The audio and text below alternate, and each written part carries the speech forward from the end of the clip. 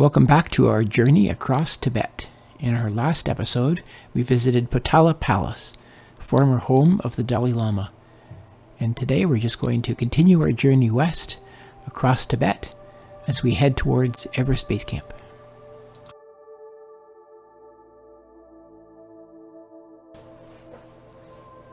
We're starting off in Lhasa, and Lhasa is actually quite a large city.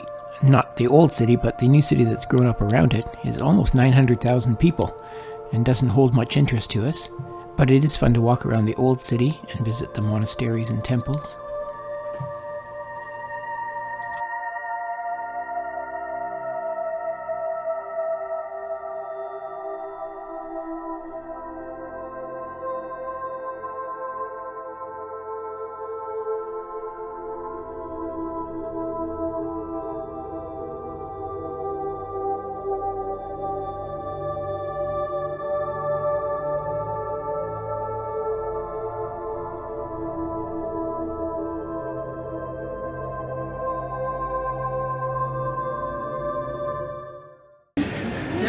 Beijing, if you go to the old town, they have like a square houses with lots of family live together. Similar in Tibet, like this big house, maybe 20 family, 30 family lives together, and they share the public bathroom, but no shower. Shower, they have to go out to take shower. There's a place for shower, 20 yuan, and you can take shower. Okay, but they use one toilet, public toilet, because this is the old town. They built all the houses based on old time. Similar even nowadays. 20 families, 30 families live together. It's very nice, you know. One family have a bad news, something fighting, husband, wife, everybody news. Yeah. And then we have to go there, don't fight. Yeah. If something bad things happen to the family, all the neighbors, they will come and help you. Yeah. But now I live in the new town. It's not very interesting. When your door is closed, you are inside and nothing happens. So in here it's very like more active. The livelihood is more active. It's very nice. Film, look guys. Oh yes, the prostrating. They'll go for miles and miles and miles like this. He's probably going to the palace or to a monastery. One step at a time.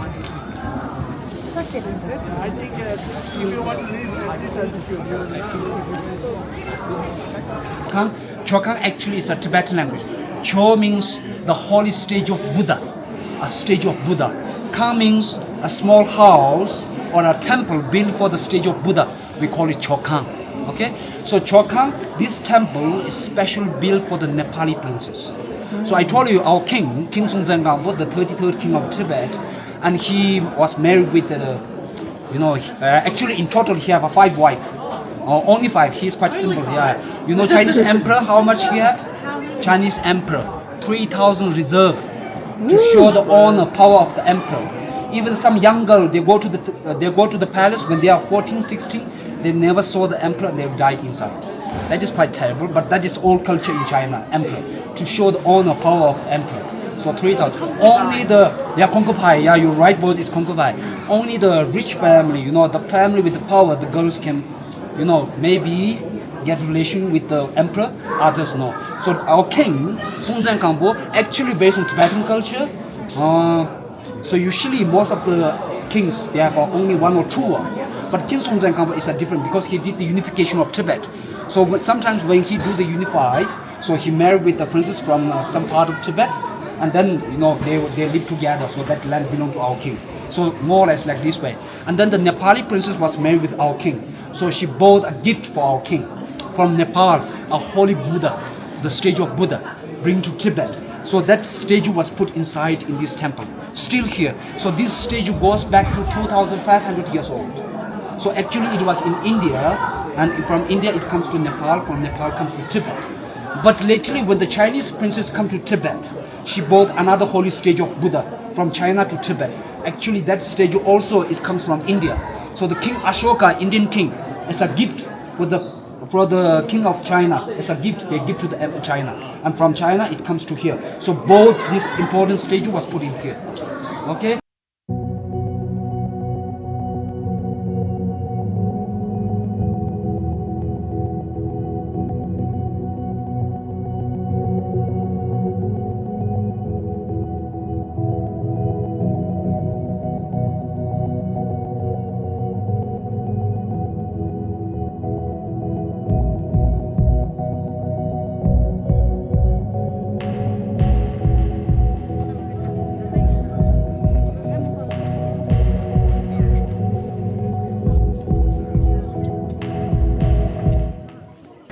in 19 in or in 16 in 6 in 1416. Okay, 1416. So in the beginning of the 15th century. So this monastery is the one of the biggest monastery for Gelugpa school in Yanghe. Okay, the similar way from the Dalai Lama or Panchen Lama, they are the same school. Okay, so this monastery, it used to have 10,000 monks doing studying here before Cultural Revolution. So then nowadays they have around 880 monks doing studying here. So not only the Tibetans, they come to studying here. So from India, Ladakh, Sikkim, Bhutan, also from Mongolia, who believe in Tibetan Buddhism, they all come here for study. Nowadays, only the local Tibetans from Tibetan autonomous regions. So Ladakh and Mongolia, they are not allowed to come here to study. Okay, so this is the information about the monastery, and then you can see the wide building in here. These all are accommodation, more like a hostel for the monks.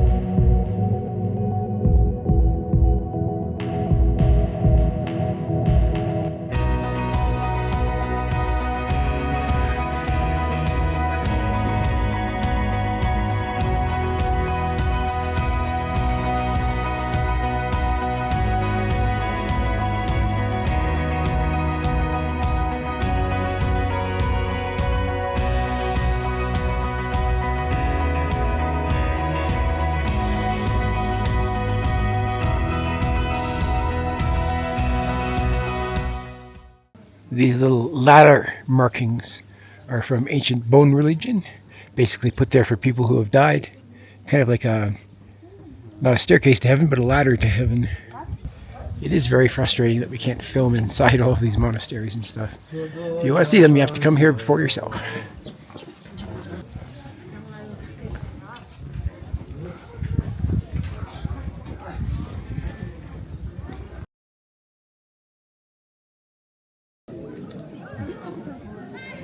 The city of Lhasa from the monastery.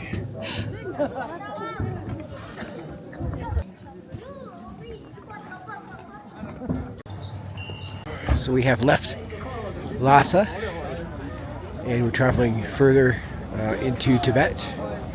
We're in the mountains now. I'm not sure how high this is. I think we're over 5,000 meters. Not really feeling it yet, but we drove here, we didn't walk here. So this is one of I think 3 passes that we're going over today. Heading to Shigatse. Of course, they've got these mastiffs here, these Tibetan mastiffs, which are my absolute favorite dog. You know, get your picture with the mastiffs for a fee. I don't really like that they're exploited here this way. However, you want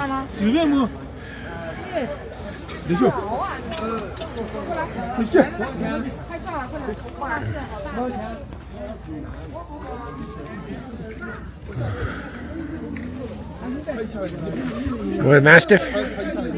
You want a mastiff? Take him home.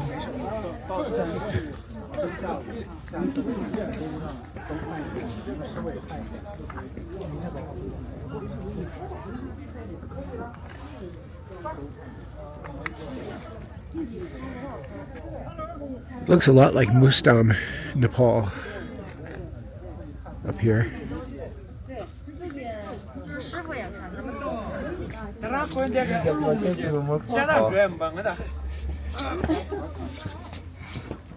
Hello, pretty picture. Oh, no, thank you. No, no shit, no shit.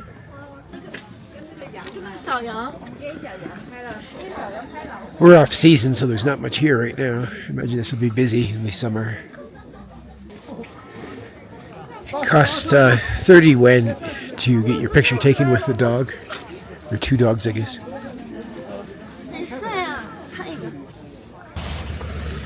So we are now at the second pass. I'm not sure how high this is. It's a little bit colder.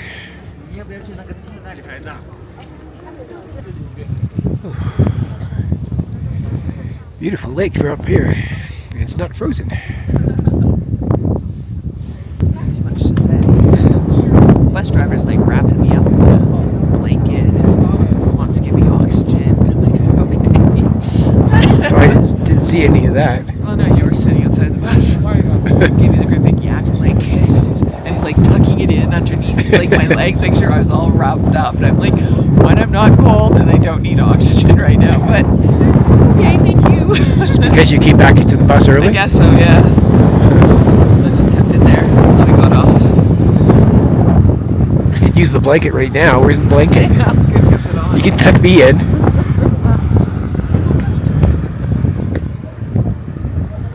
See the big Himalaya mountains over there? So we're actually going to be going quite a bit higher than this pass. This is only 41 meters. I know we're going over 5,000 today. Not that high yet. And then this one is 49.98. Not sure how that happens. Maybe that's not actually the altitude that we're reading here. I think that one is because it says meters. It says altitude. Yeah, it is. Okay. This is saying something else. So now we're down at the lake, and it is really windy and chilly. The lake's a beautiful blue color. I'd love to go for a swim.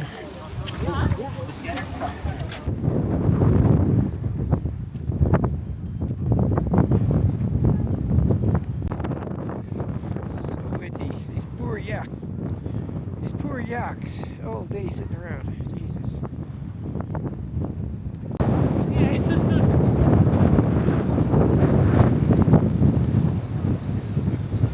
Still going up, 5,000 meters now, and we're at Karo La Glacier.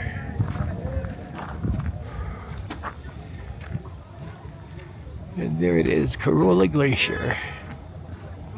And I think we're even going a little bit higher than this over another pass. That's at about 5,100 meters. And to be perfectly honest, I don't really feel different, except if I do anything strenuous. So if I try to do a few steps up the stairs, or if I talk too long, I lose breath. It's a beautiful country, Tibet. Yes, I know it's part of China. Still Tibet. Really, this isn't the glacier we're walking on. I didn't think we were walking on a glacier. No, but there's like that one tour that does that. Oh. No, I'm not walking up there to go on a glacier. Not at this altitude. We were almost in a head-on collision a few minutes ago. A black car heading towards us just veered into our lane right in front of the bus. Maybe fell asleep or texting on his phone or something. I don't know. But he almost head-on collisioned us. And he got out of there like maybe an inch. I don't know if we killed anyone on the bus, but he wouldn't have survived. We were highway speeds.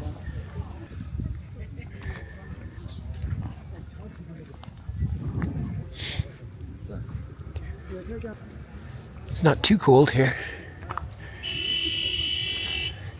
Hope weather is clear like this tomorrow because we're going to Everest Base Camp in Tibet.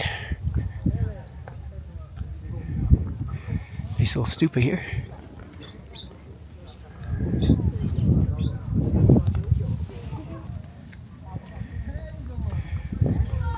And here comes Wanda to tell us facts about the glacier.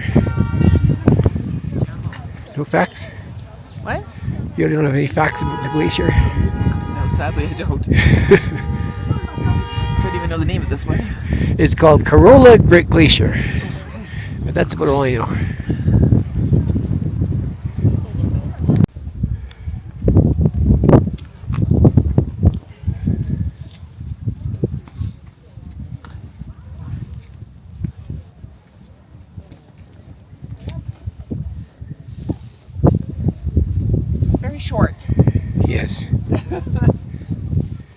3 short prayer flags. It's not a very good knot. Can you do a better knot? It'll stay. So.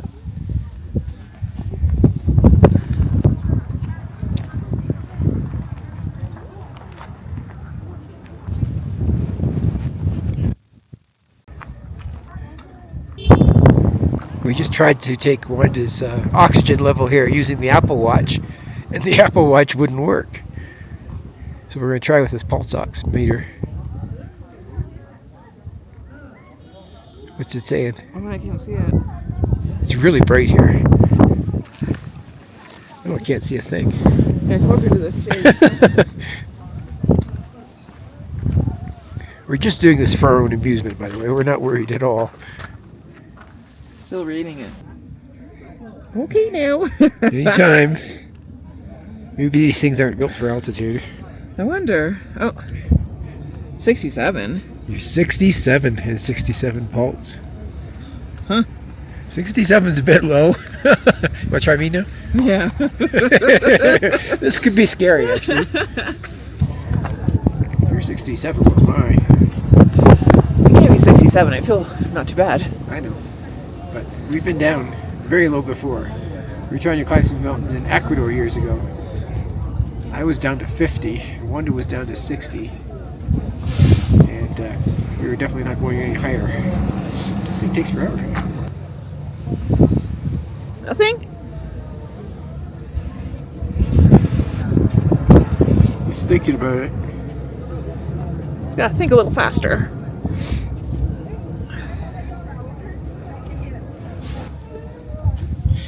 Still nothing? Nothing. So you have no pulse? I have no pulse. I have no oxygen. I am clinically dead at this point.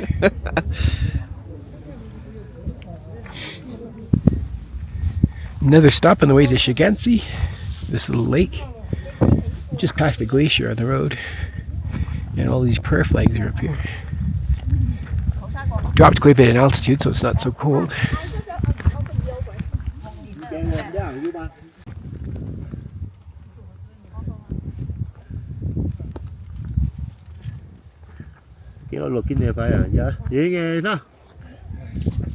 Please don't do this. Just put up prayer flags instead.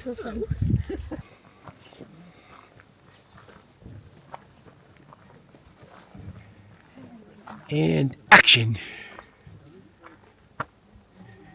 No action. Oh boy.